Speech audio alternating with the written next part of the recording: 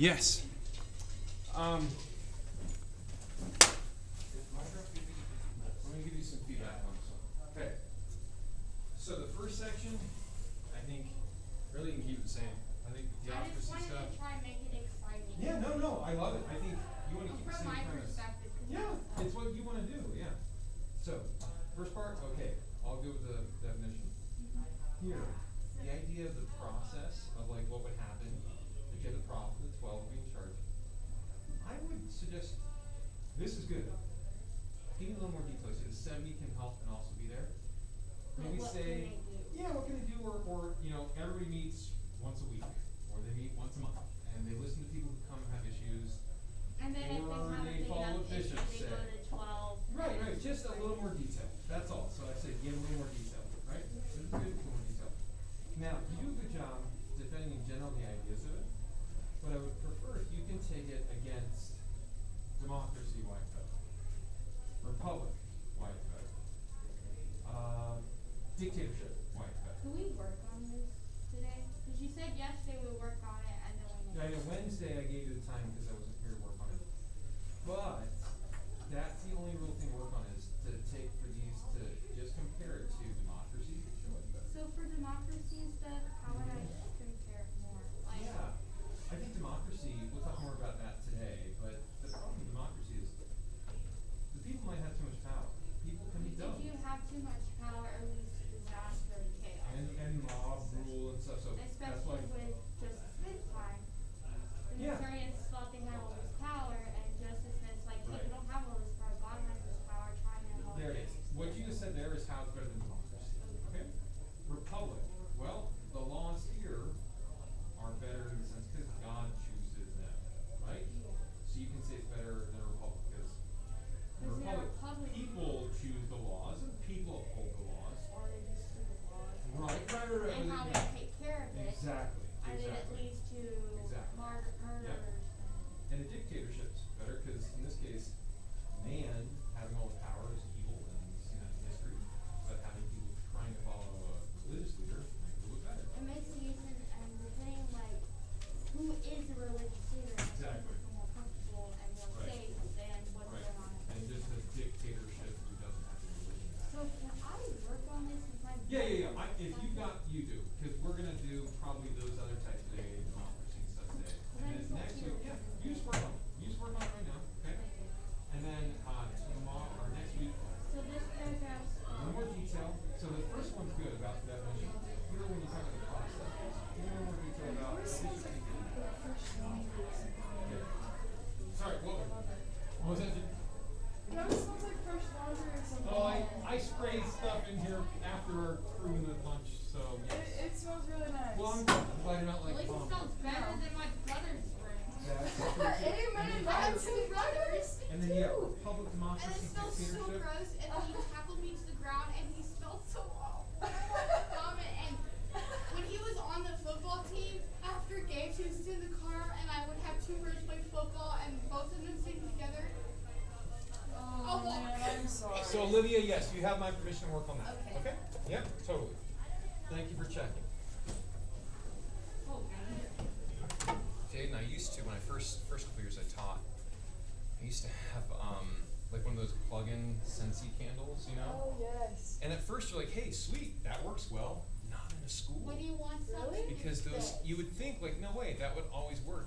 But what I saw over the years is, if you didn't choose the scent perfectly, it would morph into weird student body BO. Does that make sense? Like it would combine, because there isn't in school comm a lot of cross ventilation, right? So you're not like opening windows and opening doors. It smells linger, you know? So then over time it was like student body BO and like angsty sweat mixed with floral bouquet or whatever, and it was like, so like I just have to strategically spray heavily when You love when you the time calls for it. But yeah. right? What did I want? So Jane was saying like at the end of lunch I try to spray just some air freshener in here because the kids will eat lunch or whatever. And my first couple years of teaching, I'm a stickler for smells in the sense of like I want it to smell good. You know, we're doing, as Jenna has said, we're doing a adult-like thing, and I think that matters. Okay, so I got like some of those Scentsy like plug-in candles on all the time. But over time, it just morphed. At first, the first couple months, like, this is great. And then month 3, you're like, wait a second. Like, it morphs with weird smells in school. Does that make sense? Yeah, it was uncanny. I thought it's just me. And then I had my wife come in, like, come on, you guys. She's like, yeah, this isn't a normal. It's like a corrupted Scentsy candle. It's like an evil, stupid body Scentsy candle. So that's what we're talking about. So confused. Hey! Am I seeing that right? Bryn, for the record, Your Honor. Wow. It's like I'll be impressed in the 8th if that's what happened. That's not for one. So yes, you guys were ahead. Then tied, and then you guys are ahead now by a bigger margin. So that. Question: did they actually earn all those points from yesterday? Yeah. Oh, I did find out.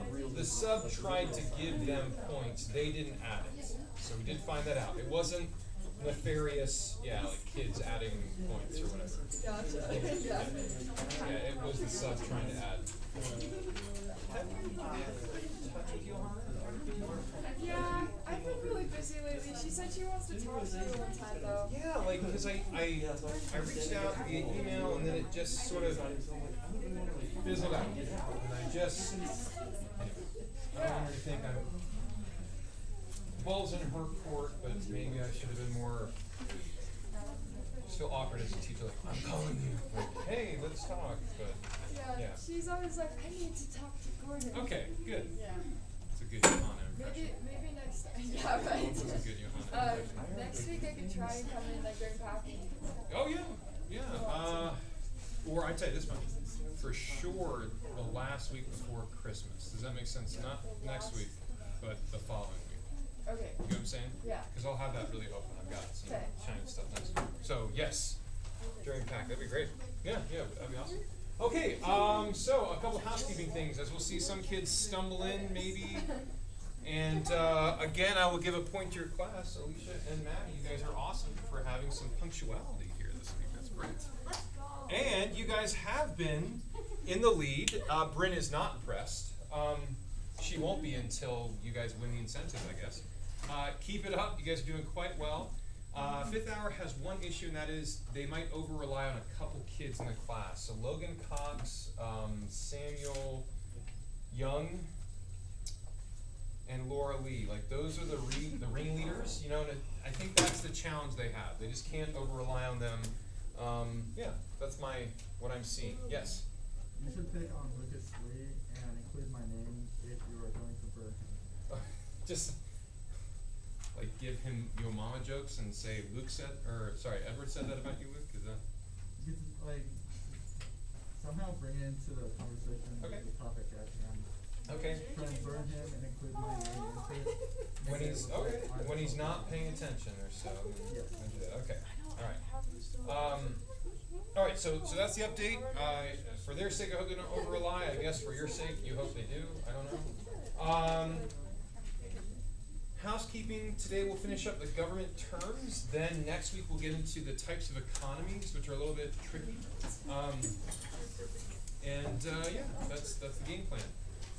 Told my wife Jenna about the whole irony of treating people like adults but making them put phones into cubbies. She laughed at that. She said that student is totally accurate. In fact, she specifically said that they're accurate. That's a fun little meme joke. But yes, you are correct. I will assume the best of people and not the worst. Unless your name is Jorgen. So here what? Did I say that out loud? Oh, okay. Alright. So I think last time we left off, we were on Confederacy, and your thought homework was, and I think Kayla and I think Jonathan already got to it. Yeah, like, how is a Confederacy, right? So, and Monique, you proved me wrong that states that are mostly sovereign, right? They mostly control themselves. They really are like countries. They're a loose alliance, as Olivia said too. And they're together, but there's no real head, right? And I asked you guys yesterday to think of like, how is an old cat lady similar to a confederacy? And Jonathan had an answer I thought was pretty accurate. So, for some points, and not just Jonathan too, how is a confederacy like an old cat lady? The cat lady's there to like feed them and like take care of them, but the cats are free to like roam around as they please. Right, right, and so there is this weird alliance, if you will.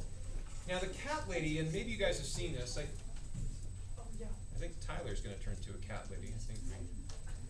Can you imagine him in college, like, hey guys, I got Mr. Sprinkles today. It's cat number 35. So as he is this lovely cat lady later in life, the cat lady probably would assume the cat's like, oh, they're my babies.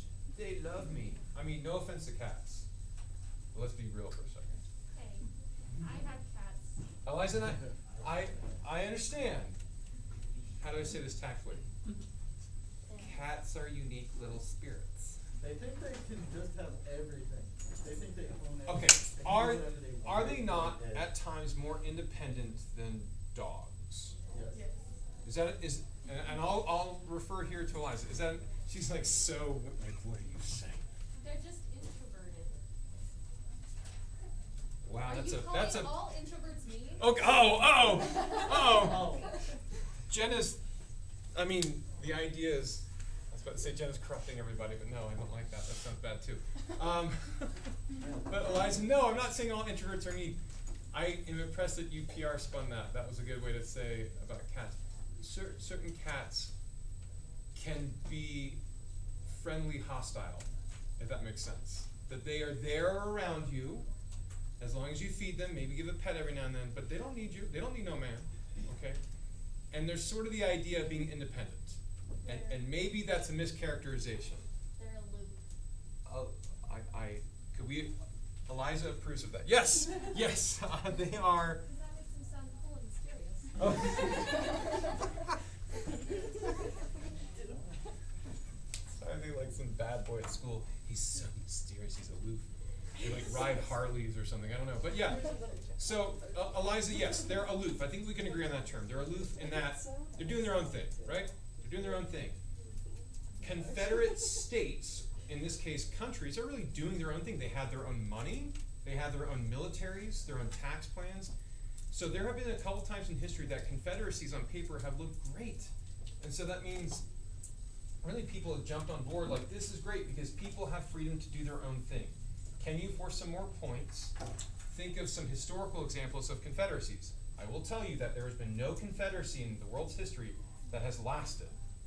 But think of some examples. Emma. Like the U.S. before we had the Constitution. Correct. So I like that you qualified it. The U.S., before we had the Constitution, we were seen as a confederacy, the Articles of Confederation. And I think Eliza hit on this before in the trimester of hence us having the term states, right? Like a country, because we were really our own little mini countries, Virginia, Delaware, and all that stuff. That's a confederacy example. Good. Other examples? Yeah, John? I mean, the southern states in the Civil War. Yeah, so again, after the problems of the Union, the southern states, I mean, including and majorly because of slavery, wanted to have more autonomy. And Monique said self-rule. They wanted to have more self-rule. So they said, let's go for it. Let's do it. I'm not going to talk about the abysmal end of all of these things. Are there any, there's one other historical example that I'm thinking of that may be an AP Euro. I don't know if you talk about an AP Euro. Great. There it is. There it is. Peloponnesian States. So you're talking about, okay, for some more points, not just ancient Greece, can we think of what these city-states were? Remember, not like countries, so to speak, but they were cities, but they were like their own little, they had their own ways of doing stuff. These guys had a loose alliance. I want to say Athens and Yep. Sparta. Those are the two most famous ones, yes. And as we've seen, the historically accurate movie 300, we all, Yep. you know, the guys have so many abs, he has like back abs. But the thing is, you have, seems that way, it's like, this is Sparta, back abs. But you have Sparta, which is a warlike state, sort of a very Spartan mentality as we know it, sort of the kill or be killed and the whole passage of age and that idea. Did you guys cover that in AP Euro, or is that more like world history from like 6th, 7th grade? I'm just into that stuff. Awesome. There you go. So Sparta, and you've watched the movie 300. Yeah, you got it. So you've got 300, and that is the Spartan idea versus the Athenians, who are very much democracy. And Emma was even asking yesterday about the elements of democracy and people voting, right? They were very much the birth of democracy, demos, so this idea of the people. So these city-states were very different. Dare I say almost a ridgeline versus mountain crest difference. I'm saying that tongue-in-cheek. But you guys know like the demographic stereotypes and stuff that go there. So Allie, those city-states were there, they were loosely aligned. That also fell. So for a couple more points, why are confederacies historically doomed to fail? They look good on paper because you have your independence, Allie, you get to have your allotopia, and you also get to then have Kenna's loose friendship in time of war, right? And in time of economic need, like you guys could come together with some loose head who's barely there, like a distant relative who's connecting you at least. On paper it sounds good, you have freedom. Why is this, gonna fail? You're all like, yeah, it's like, why is this gonna fail? Why is historically this alliance going to fail? Any thoughts, Bryn? I don't know for sure, but is it because they can't really control any rules, or they can't decide on rules because they don't, I don't know. Yeah. I'd be pretty stressed out. It is the idea of rules. We talked about what a government is. If you can't enforce the rules, you're screwed. Bottom line. So the Peloponnesian War, for instance, forced Athens and Sparta to work together, but Athens gave no troops because it's more voluntary. There is no actual teeth on those rules to enforce them. Articles of Confederation. You guys learn about this in U.S. History A. Certainly was like, I think, maybe, right? So U.S. History A, the idea that it failed because they couldn't force the states to actually pay taxes. They were like, hey, pretty please, can you pay some taxes? They couldn't force the states to have a military. So it was very much voluntary, and therefore France was basically going to own everything. That's the failure of the Articles, right? The southern states, the Confederacies, they failed for other reasons militarily aside from the Confederacy, but if they say had won the actual war or whatever, it would have dissolved eventually because in times of war, in times of emergency, you might think you can work together, but you can't. Looking at this, so finally, Navy. Who's deep in thought on this as she's trying to stay enthused. Navy for a couple points. How, in an old cat lady situation, if the house was on fire, and Tyler's there with all 35 cats, all right? And he's like, oh, dearie me, I've got to save my little Mr. Sprinkles. How would that situation go? Like, forget government. Just think of the old cat lady in the house and it's on fire. How would that process go? I just think it wouldn't go. I don't know. What do you mean? What do you mean when you say it wouldn't go? What do you think? I think you're right. What do you mean? Oh, so, whoa, Navy, that got really dark. I wouldn't try to get out because, like, I don't know. Okay, that's one angle. That's one angle. Then if you're an old lady, you're like, well, I lived a good life. Time to just, it's like that meme with a dog, you know, So one angle is, yeah, like you could just be like, well, it's over. That's true. And confederacies have closed up Are shop. you saying Tyler would be there? Well, I'm saying that Tyler would be the old cat lady. So I'm thinking in general, an old cat lady, maybe don't take it personal. Now I don't want to know too much about you. But the idea is, any generic old lady, cat lady, if the house is on fire and you had 35 cats there, how do you think that process would go? Do you think it'd go orderly? Do you think everybody would die? Do you think all the cats would line up in rank and file? She would open the door and the cats would run out. Okay, so Eliza contends that the leader here, the old cat lady, would open the door and all the cats would run out. But the door's on fire. And the handle's too hot. Would the cats ever come back? No, I'm there. That didn't happen. Eliza, what do you think? Actually, Welcome to Confederacies. Do you guys get that? They might come back, Eliza, like in times of emergency, Great Depression, recession, war. States would like, it's chaos. And some states would be like, I'm just gonna die. And just let it happen. Some states would be like, I'm out. and they'd never be back, and some states might come back, right? And Tyler, you were saying that, what would you do as the old cat lady? I'd save it. You'd save all the cats? I would open the door, because the door would not be untied. And he I would was help there. save.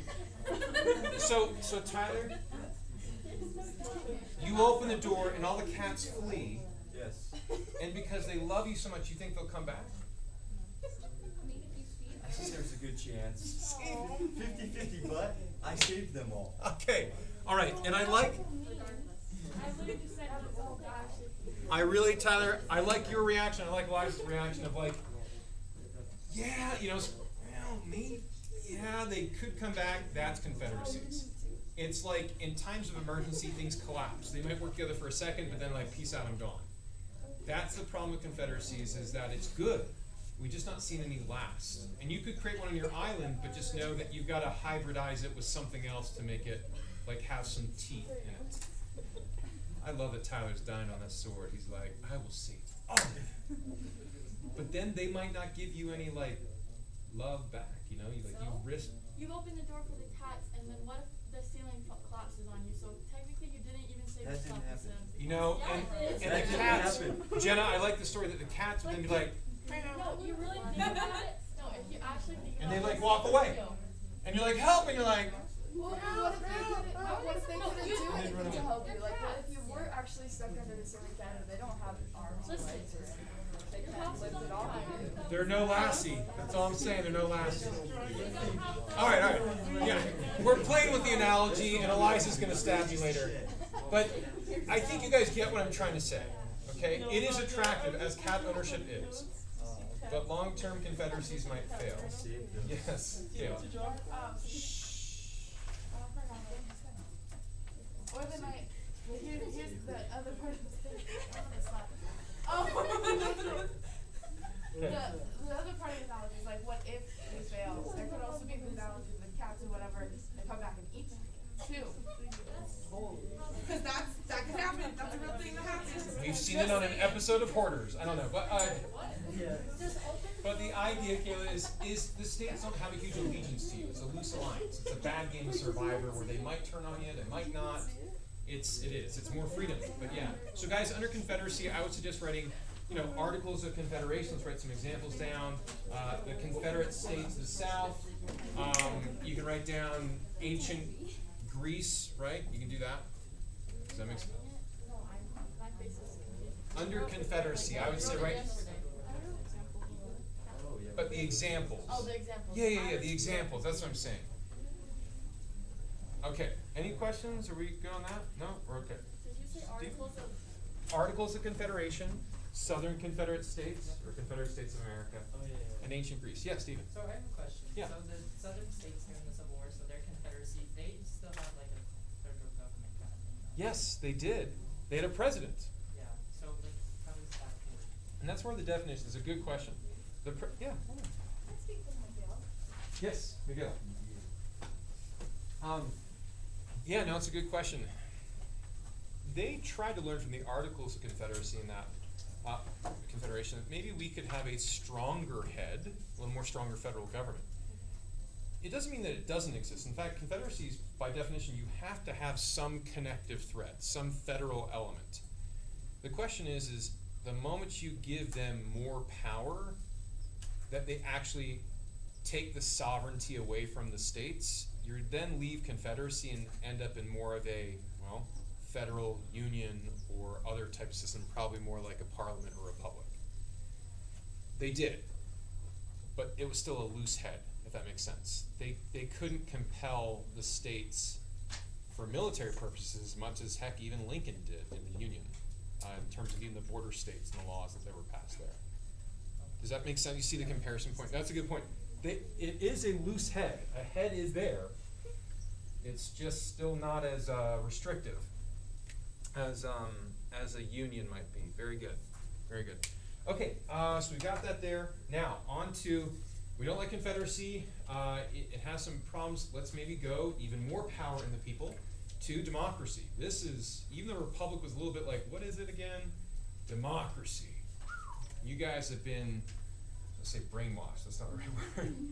But your lives, right? Maybe, I mean, you've heard the term democracy. Yeah, democracy, we're pro-democracy. Like, you've heard this term that is very much a thing that we espouse and love in the U.S. and in the West. So my question for you is, what's the definition of democracy? Kayla's thinking about it, maybe? Kayla, yeah? People vote for their legislation. Yeah, okay, so another way to look at it, we can compare it to a republic. A republic, and this goes back to what Emma was saying, I think, that a republic and a democracy, heck, even a confederacy, can have elected officials, right, where people vote. What is the highest power in a democracy? People. So somebody said people, I thought. Who said people? Oh, sorry, the mask through your voice, I'm sorry, yeah, people, right? And we get even more specific. What percentage of the people have all the power? 51. I wish it were 100%. You know, then it's like, we're all utopia, right? But it's 51 or more than 50% or whatever, right? So let's write this down for the definition. You're right, both Kayla and Jorgen, I think. It's rule of the majority. It's rule of the majority. What are you? We were writing down we had adult diapers, the Back abs. and like civil cat wars. Nice. Very classy. Very classy. I like that. Oh my gosh, how do you the cats? Jane's like, I get credit. You're just wondering. Alright, there you go. And I do look through them, I love the art there too, but it's the rule of the majority. It's the 50+%. Now, obviously that changes on issue to issue, but that is the ultimate power. Whatever the majority says, wins out. Now, you can have a rule that Monique says like 2/3 of the country votes, or 3/4, or 3/5, whatever. But it has to be in a democracy. It is, more than 50% is the one that rules. So, we like this idea because there's more power in the people. It's not a loose head. It's not like independent states. A democracy is pretty straightforward. But similar to a dictatorship almost, it's straightforward. Not in the idea of how it governs, but a dictatorship, one person rules, right? In a democracy, it's straightforward in that it is the 50+% that rules. Yes, Kayla? Okay, here's my question. So if a democracy is a true democracy, wouldn't you have any preset rules, and if there were, what would they be able to vote them out? So, good. So you're saying in a pure democracy, you probably wouldn't have preset rules, right? That's what you're saying. You are absolutely correct. In an Athenian direct democracy style, which some of you are going to write your papers as, of saying, I'm a direct democracy where you get to go and vote every day. Like, instead of having elected representatives, you have a direct democracy where you, like Athens, have your turn on the council and you got to directly vote on legislation, right? On the rules, as Bryn was saying before. You got to vote.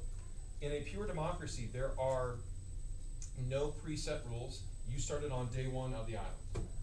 So on your island assignment, you can say, I'm going to do a democracy, but, starting day one, you guys set the rules. Does that get to what you're saying? Yes. Yeah, so absolutely, you're very correct that it is in a pure one, right? Okay, now with that said, yeah. In a pure democracy, what's the point of the government then? What do they do other than like officiate the voting of the people? Now we're getting to some PhD questions, right? Because in a democracy, we the people really stand strong, right? Like that's the end all be all of it. So any government institutions have to all be servants and tools of the people. So the purpose of government is strictly tied to the will of the people, for better or worse. And in a pure democracy, it has no purpose unless the people will it. Right? I mean, does that make sense? And you can see those subtle differences, because even in the US, you're like, wait, certain things exist in the US that are helping the people, but like, no matter what the people do, it's still gonna be there. Right? Does that make sense? But in a pure democracy, it can change every day and do whatever.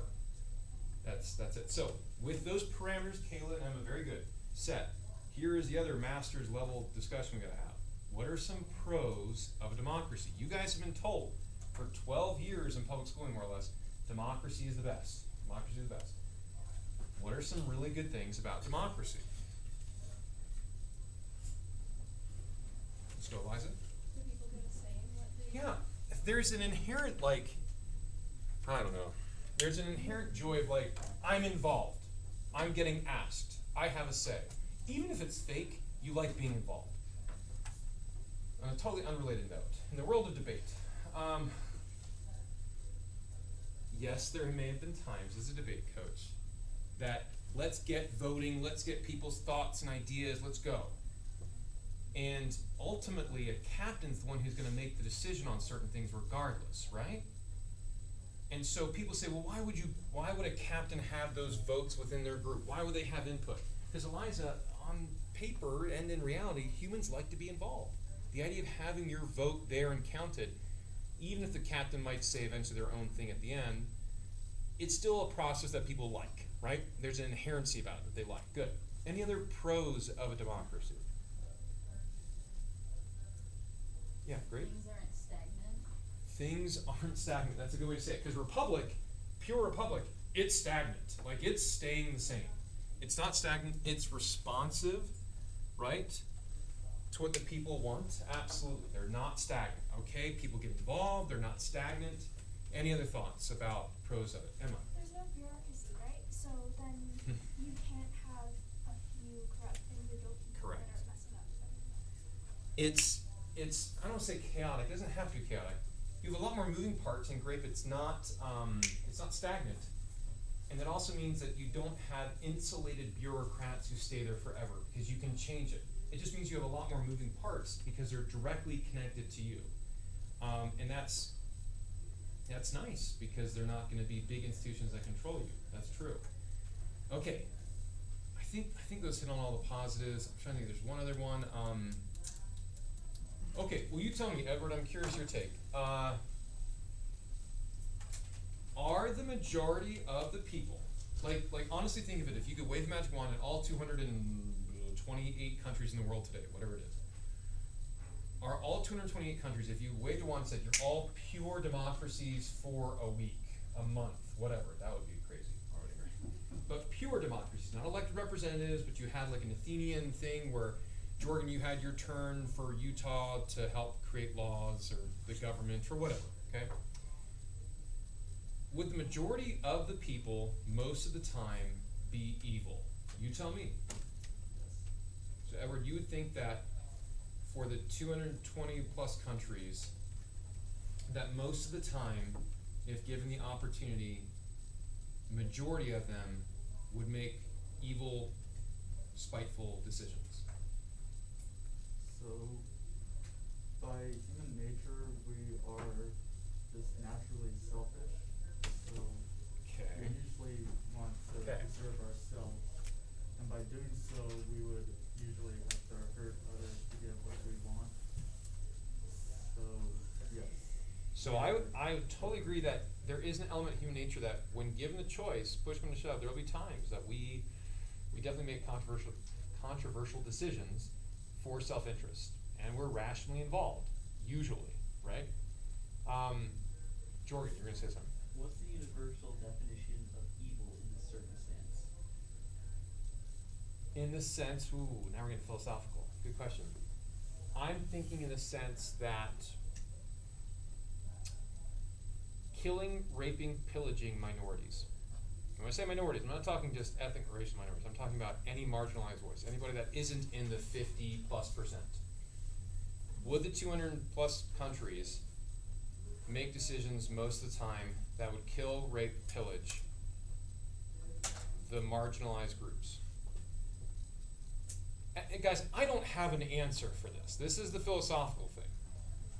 All right. So here Edward's saying he thinks that most of the time, most of these countries would make decisions that would, well, would you, by that definition? You think they'd kill, rape, pillage For their own sake. for the majority's gain to do that against the minority? Okay. Jonathan, you're shaking your head no. I don't have an answer for this. I would disagree, especially just within a month. I don't think it would all of a sudden turn to a Okay. destroy a minority. Okay. Emma? I don't think it would necessarily be evil, but because people are gonna have to give up what they think would be right in order to fit in with the majority, then you're gonna lose some of like the integrity of like the laws you put out. I don't know if it would necessarily be evil. Okay. Okay. So Jonathan says, I don't think for a month they'd get evil. Edward says, no, I think we would. Emma would say they'd have to make compromises, maybe not to the level of evil, but like you'd have to make a lot of compromises to do that. Okay, last thought on, and I'm going to go back to Jordan in case that definition helped you. I don't know if there's a different thought on that, but let's go. Great, yeah. I think that like there's like the 1%ers that would like want everything and everything, but there's so much more of the rest of the population that would just want food and Right. shelter and like good things for Right. their family. So I don't think that the 1% would make that big of an impact Yeah. with that big of Right. a majority. Okay, so if we were to go to the seminary building right now, oh, well, we're going there. Well, before we get to that lovely description, Jorgen, last thought on this. I would argue that most people in the world aren't actively trying to kill people. Okay. Humans like to survive, and they recognize that other people like to survive in most instances. So I'd say that at least 51% Right. of all of humanity Right. agree that it is wrong to rape, murder, and pillage other people Right. and not do it. And so I like the way he said that because he's combined a couple ideas here. So he is agreeing with Edward in a sense of, okay, people are self-interested, but they're willing in that self-interest to think logically enough to go, we're going to make some compromises, not to rape, pillage, and kill, so that we can have some basic necessities here, great, of food, etc., and shelter. They're going to be cognizant enough not to just be like, burn it all! Like there's enough of that thought. Okay. Reasonable minds can disagree on this. Well, last one, yeah, Steve. Well, I just think if you look at, they're not necessarily pure democracies, but like conflicts in religion and stuff. Yeah, yeah. One religion or something is going to hold a majority, and it doesn't necessarily have to be evil to want to be dominant, Right. but they're going to want to maintain their dominance, and so they're going to suppress the. So I like this. It doesn't have to be rape, killage. It's a new word, killage. The Killagers by Owen Peter. It's my next sci-fi thriller novel. Okay, so to rape, kill, or no, I don't. It's self-published on Amazon. No, but I like that idea that even outside of this definition of evil, there are certain things that are wrong, get choked up on it, not even compromises, but that could be dominating the minority in a way that doesn't kill or rape or pillage them, but mildly exploit, mildly suppress. I think there's some truth to that. Here's the idea. You're going to see two conflicting schools of thought here. Thomas Hobbes would agree with Edward. Thomas Hobbes would agree with Stephen.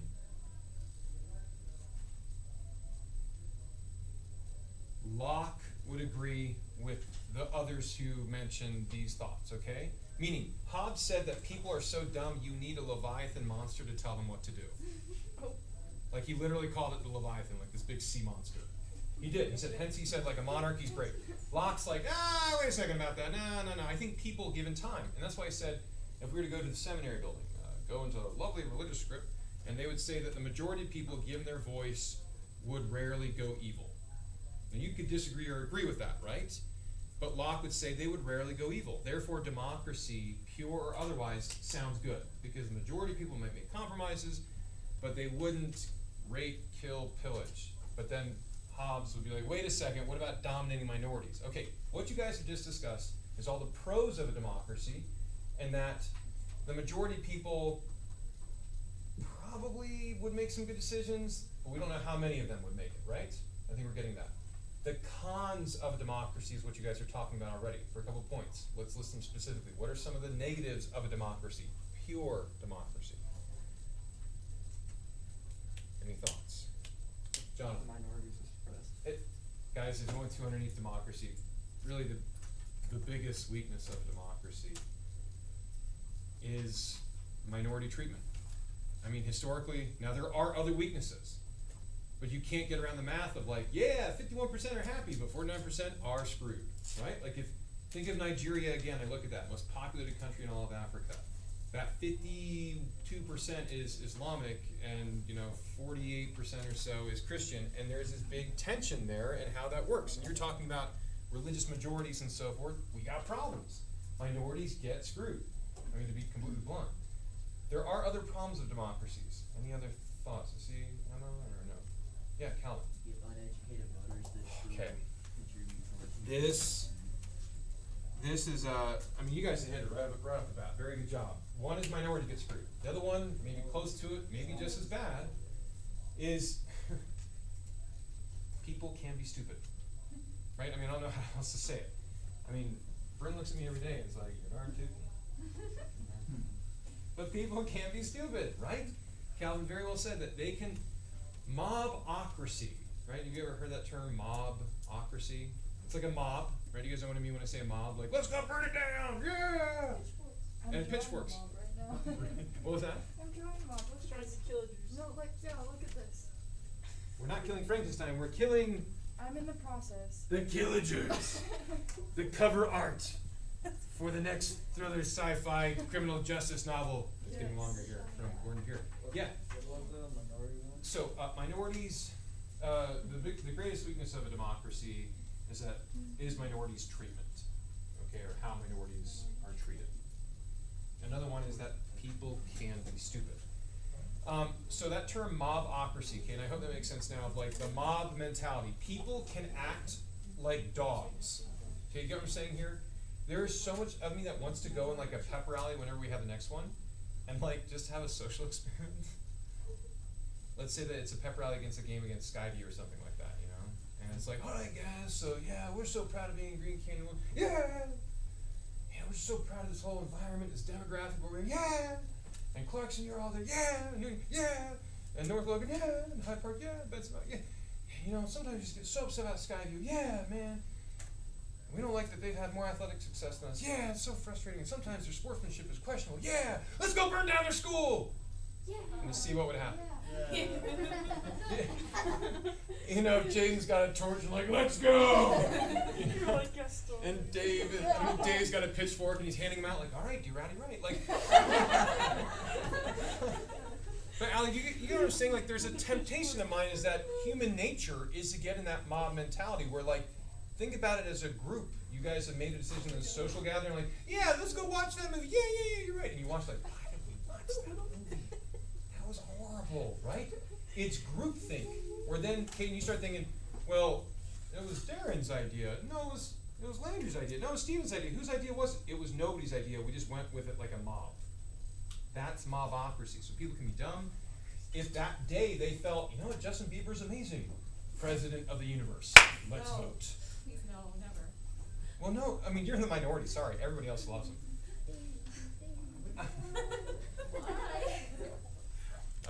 Eliza's like, you're already, that's 2 strikes, Mr. Peer. But you get what I'm saying here is that if the majority, Calvin, you're right, they can be sort of dumb. And Bill Gates, for all of his resources and stuff, for better or worse, has the same amount of vote as the interesting correspondents on local news stations who are like, what happened there? They come for your kids, they come for your wife, they come for your child. Do you guys get what I'm saying there, Stephen? Like, they have the same voting value. Do you guys know that lovely YouTube meme from 2011 or whatever? Yeah. Yeah. It's the same vote value. So you're like, I don't know about that, right?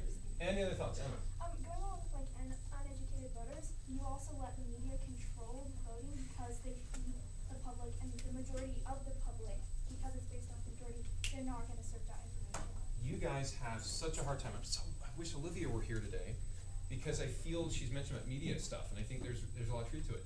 You guys are dealing in a branded age, much more than Generation Y did. Meaning, your influence, Al, you're on social media, yes, but the number of media sources there that have polished, branded images will make it more susceptible to be like, I like that, that's good, I vote for it. And you're like, why? It just makes me feel good. I saw a Gap commercial where people were dancing, and that made me feel like I need to vote for X, Y, and Z, right? So the branding, you guys get what I'm saying, that there's this emotional element that has never been before. I mean, you didn't have that. You had maybe more intellect, and it was boring, but not as much of the feeling emotions to it. So yeah, branding stuff matters, and you can sway them with media. You really can. And there's certain media outlets that will like pat you on the head like, that's right, you is smart, you is special. And you're like, you guys get what I'm saying, but they're like, They're pandering to you to help you maybe vote a certain way, and that's a challenge. It's a challenge, Cal. Yeah, a lot of that is like, especially now with democracy, is like all the leaders, they spend so much effort, like hundreds of millions of dollars, just appealing to the voters, not even accomplishing anything really. Oh man, it gives me geek goosebumps if you said that. And I know Landry and Maddie, I will give you a break. I'm sorry that I'm keeping you here. But I really, really agree with what you said. Hundreds of millions of dollars in what's called identity politics. We're going to get to it in the voting section of how it's changed since 1960. But the time and effort spent, and the representatives, ooh, that's even worse. But the president, you have so much time just doing identity. Think about our presidential election. The policies that will come out in the next 4 years, by and large, will be very similar to the last 4 years of policies. But we have a feeling associated with it, right? Because it's identity politics. It's how you feel, and that's a really harsh thing. Yeah, Brent. And that's a weird question, but like, since like we're so like we need our voices heard, why doesn't everyone vote? If they vote, I don't think that they aren't heard. So I think there's several reasons for why people don't go and vote. Right. So if you're talking about the U.S. specifically, right? Like if we want to be democratic and stuff, I want to say hold and pin that till the next section, voting. We're going to get to like why people don't vote, because it's a very valid question. If we say, oh, we voted so much, then why don't we do it? Eliza, and I think you already alluded to one, but go for it. Sort of like when everyone in the room is talking, and so there's a person sitting in the corner who isn't talking because they don't think anyone will hear them. Yeah. Even though if they did it, it would be a little kind of louder. One of the things that hurts voter turnout, and especially in countries like the U.S., is what's called legitimacy. If people feel like it's so chaotic, it's not actually counted, or they have stuffed ballot boxes or bots, and they feel like it's fake, they're not going to vote. So that's one of the reasons why, yeah. And there's just such a chaos. Okay, so I'm going to give you guys a break here. I know it's later in the class, but let's take a short 2-3 minute break. Get up, move around. I do want to answer your question, Evan. So get up, move around. You're okay. Also, there's the element of people just not hearing. Yeah, voter apathy. Yeah, we will get to that next section. But yes. Yes. Okay, ready? Like this. I put the screw on the board. Then you take a piece of your hair. Okay. So, yep, so open it. And then.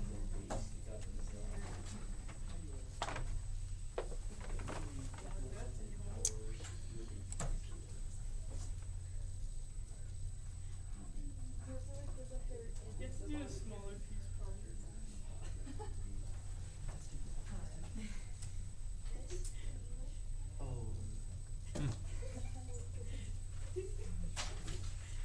Where's the other one? Oh, I have it. And then It doesn't stay. you put You need more. And I lost it. Okay. So Jenna, also, I want to follow up. Yes, about cases. You heard the little announcement today, right? That's good. That's a good sign that we are at the 9. As of yesterday, it might go up a smidge. So knock on wood, like that's good. Even with like student athlete testing, like that's a good sign. Like we'll take it. They did relax just some of the protocols. Our district just sent out, instead of the 14-day, it'll be 10-day, and they'll also let you test earlier to see if you're negative.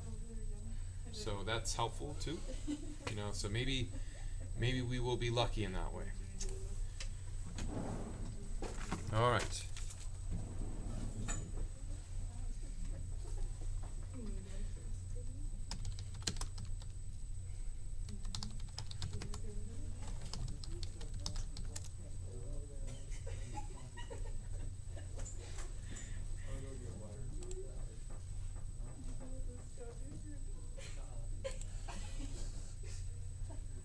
The process by which you Let's go to here. And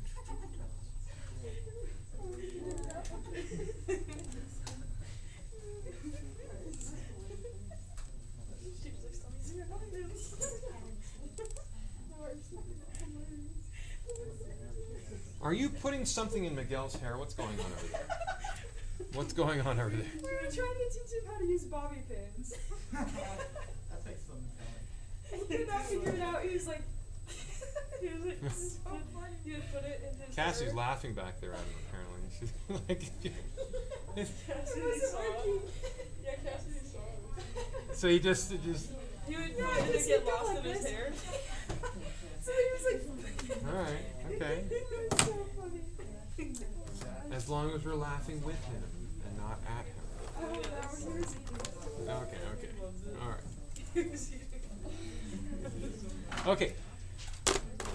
So since we covered judicial yesterday too, I want to show you guys a clip about some of the flaws, right, with our own U.S. system, about prosecutors.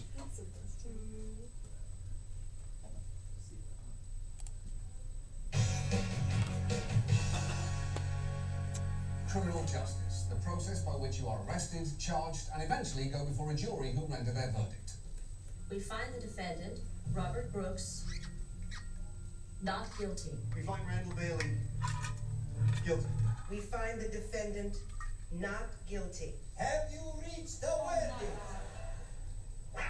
Guilty or not guilty? I mean, that is just objectively charming, although all these years later, I still can't believe those penguins wrongfully convicted the Central Park Five. Now, whenever we talk about criminal justice reform, we tend to just talk about policing, public defenders, judges, and prisons, and skip over a crucial element there: prosecutors, the attorneys who work for the federal, state, and local government and bring cases to trial. There are roughly 2,500 DA's offices all around the country, and they have a surprising amount of influence at almost every single stage of the criminal justice system, because prosecutors decide whether you get charged and what you get charged with, and therefore heavily influence what kind of sentence you could face. And you sort of know deep down how important they are because of a little phrase that crops up constantly in local news crime stories. Ultimately, it'll be prosecutors who decide whether charges will be filed. Prosecutors will decide whether to file criminal charges. Prosecutors will decide what happens next. Prosecutors will decide. Prosecutors will decide. Prosecutors will decide. Prosecutors will decide. Prosecutors will decide. Exactly. Prosecutors will decide. It's one of those three-word phrases that you hear so often you don't even think about what it means anymore, like user agreement update, or some restrictions apply, or Tyler Perry presents. You know, at this point, I'm just going to assume that he presents everything. It's safer that way. I technically think he presents this show. I wouldn't be completely surprised about that. And look, we tend not to think about that power very much, except when there is a high-profile controversy concerning prosecutors' failure to exercise it, as has happened in numerous police shootings of unarmed black men, or when Manhattan DA Cy Vance declined to prosecute Harvey Weinstein in 2015, citing insufficient evidence, despite police officials insisting that they had plenty of evidence, including Exhibit A, his face. But it is worth talking about what happens when prosecutors do decide to exercise that power, because while many try to do their jobs honourably, that power can be misused or amplify the inequities inherent in the system. And let's start with a truly incredible fact here. The vast majority of the time, your fate is not decided by a judge or a jury of your peers, because nearly 95% of the cases prosecutors decide to bring end up with the defendant pleading guilty. Now, what that means is no trial, no innocent until proven guilty, just a prosecutor striking a deal behind closed doors. And many judges are resigned to that fact, because at least plea bargains keep the system moving. The system would collapse if every case that was filed in the criminal justice system were to be set for trial. The system would just entirely collapse. Exactly. It's an inadequate system that only functions if people constantly give up. It's built on the exact same model as AT&T's customer service hotline. All right, we'll stop there. So it is. We'll get more into the judicial system, but the idea of plea bargains is ultimately why Batman became Batman. I'll just be completely honest with you. That's sort of one of the biggest flaws of our own system, is plea bargains. I guess there's some controversies on it, but we will get to that a little later. Okay, so we have the strengths of a democracy, we have some of the flaws. So naturally you could see, going back to Emma's question from yesterday of, wait, isn't there some overlap, or how can one exist and not let the other one grow? Democracy is, on paper and for many reasons, very attractive. The question is, how can we limit democracy and its flaws while maximizing its strengths? And that's what Hamilton and Madison were trying to do, right? So you guys should think of the whole hybrid stuff as well. Okay. Now, back to bobby pins. No, wait, Miguel, it sounds like they're trying to have you with some nice hairstyles here. And I'm sorry that they're subjecting you to this treatment. I'm sorry. Okay, alright, so we're on the spectrum. And Cassidy, we keep coming down, right? Confederacy and like, oh, okay, and democracy, like, still some problems. But what if we just go for broke? What if we go like, ultimately, all the power is with the people? Not with any government. The government's well, in a democracy, the government can barely be there, as you're saying. What if we just say screw it all? And just the people have the power, that's going to lead us with? Or should I say dun dun dun? Anarchy. Alright, so in this, you've got one main thing. What's the definition for anarchy? Chaos. Chaos. That's literally first word, chaos. So, you want to write down for anarchy, chaos, what else? No, yeah. It's chaos, no control, the absence of government. So chaos, no control, the absence of government. Right? Chaos, no control, the absence of government. And I know you might be thinking, like, how are we defining government by saying there's no government? I get it. It's sort of like, in a sense, on the color spectrum, black is the actual absence of color in that way, right? So that's sort of what we're looking at here. Anarchy is chaos, no control, absence of any form of government. Caleb? Okay, but isn't it in the end, there always seems to be some form of government or multiple forms of governments that form during an anarchy? There it is. Very good. I want to come back because you're right on. Stephen, any thoughts? I feel like this definition is a little dark, and maybe you should just go with personal sovereignty. Well, here's the question that most political science scholars would say, because again, what's the definition of sovereignty? Well, if you decide everything for yourself, then wouldn't it be an anarchy if everyone... So self-rule. So. Can one rule themselves when there's anarchy? Yeah. You're making your own decisions. Or are decisions being made for you? By who? Hobbes will say, now, I get what you're saying in that. I guess that's true. Yeah, so, but the idea of, that's why the definition, yes, is, I guess, by nature more dark in the sense of personal sovereignty. All 9 of the scientists in our go crazy. What was that? So, but the idea of personal sovereignty, I hear what you're saying there. Many political scientists, most would actually say the problem is that the decisions will be made for you, meaning that you lose personal legitimacy, personal ability to self-direct and autonomously rule for yourself. Hobbes called it, yes, the state of nature, but sleeping on the sword, which is a weird way to say it. But he said that if left to anarchy, if there was no government, you'd have a Lord of the Flies situation eventually, in which you, for a time, might have some personal decision-making, but inevitably, everybody would be sleeping on the sword, like the pillow's there, and they're like, who's there? They're coming to get me, right? Eliza's finally going to take me out. But, like, you can see that the decision-making could be taken away from you. Not could. Will be taken away unless you kill them first, but even then, and that's actually how Hobbes proved that all men are created equal, is because if the tiniest dude can kill the strongest guy when he sleeps, we're equal. Yes.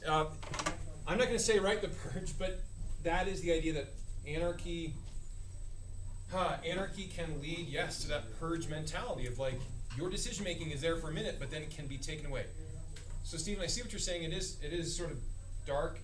Not sort of. It is dark. In fact, I'll have you guys keep writing here that it can cause a lot of death and fear.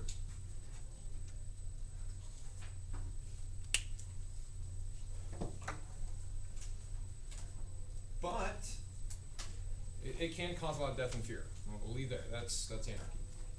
I want to comment, Stephen, you're right, though, that there is the chance that if you're, again, on an island, right, and you're with other people that you know, similar culture maybe, similar upbringing, not government, but you're like, okay, we're going to have just self-determination, period.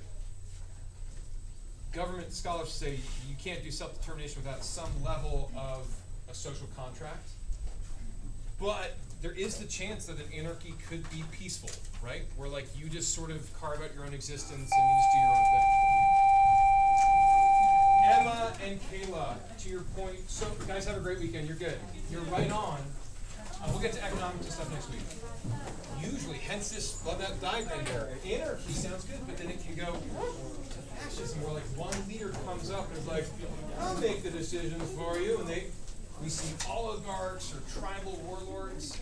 Your thought homework for this weekend is think of any states, any governments that, I won't say anarchy, but the UN has been like, you're almost an anarchy, you are a failed state.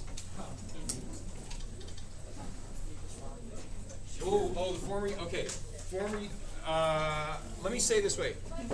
Any that are currently, Would Rwanda still count? oh, you're so close, it's not Rwanda.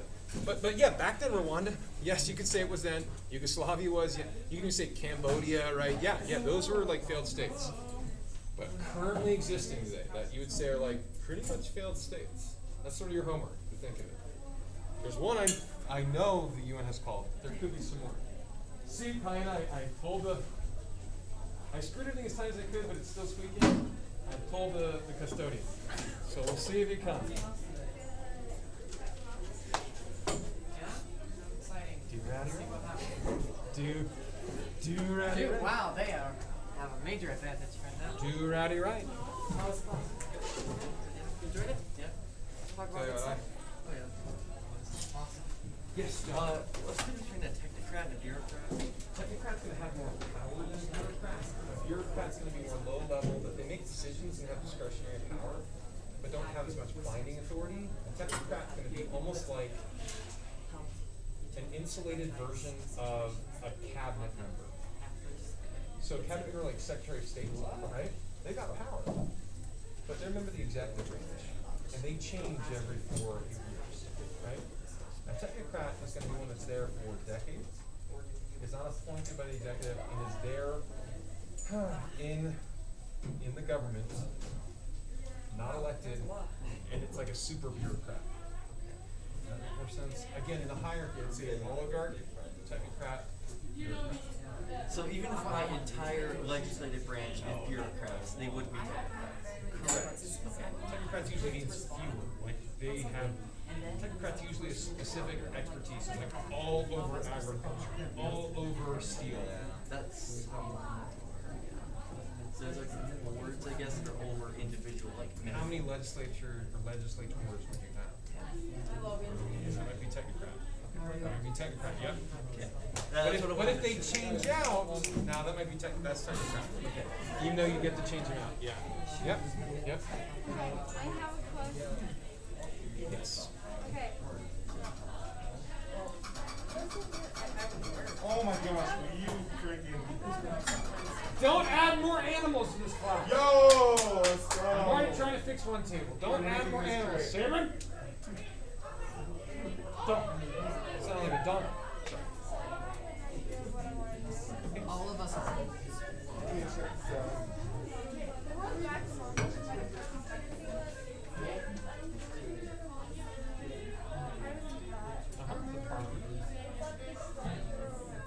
Yeah, so you would, that's exactly, I would choose to do a parliament style of government, parliament system.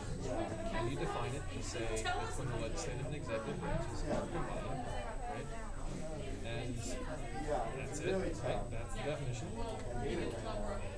And then number 2, I want you to just tell me some details about it. Like, who would be in your parliament? How would they get elected? That's just up to you. It's just your own creativity. Yeah, so you define it there. What is the style on your own creativity, which one? And then finally, right, you can say parliament's better than a democracy because it's more efficient, it's faster. It's better than a theocracy because you're not involved in religion. Yeah. Does that help? Awesome. Hey, Jacob. I was different. It's like you're choosing type of government. So, any of those? Yeah, any of those. You can do some hybrids where you mix them together. Yeah.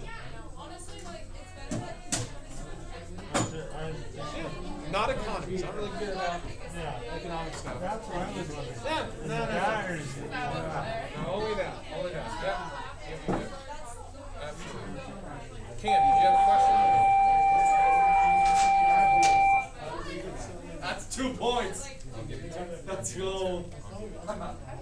Cam, you baited me. I'm sorry. You baited me. You look like a lost puppy dog and like, I have a question. I need elucidation. And you're like, Gotta make me sharp. And our girls still won them. And they won their region next year, so that's I can't. Get to your 5th hour. My 5th hour is a study hour. It's literally study hallways, so. And my backpack's in there, and she knows I came upstairs. Get to your 5th hour. Hey, we made progress. I got 1 now. Yeah, that's good, right? I mean, that's. I'm sorry, but still, I will give you a point. That's great. So. Whoa, Brett, don't hurt the wall. Don't hurt the wall. Yeah, don't hurt the wall. He hurt himself by hurt the wall, you know. Touche. All right, let's get on notes. Yeah, that's good. That's it. Have you been doing physical therapy? Is that? I had an appointment on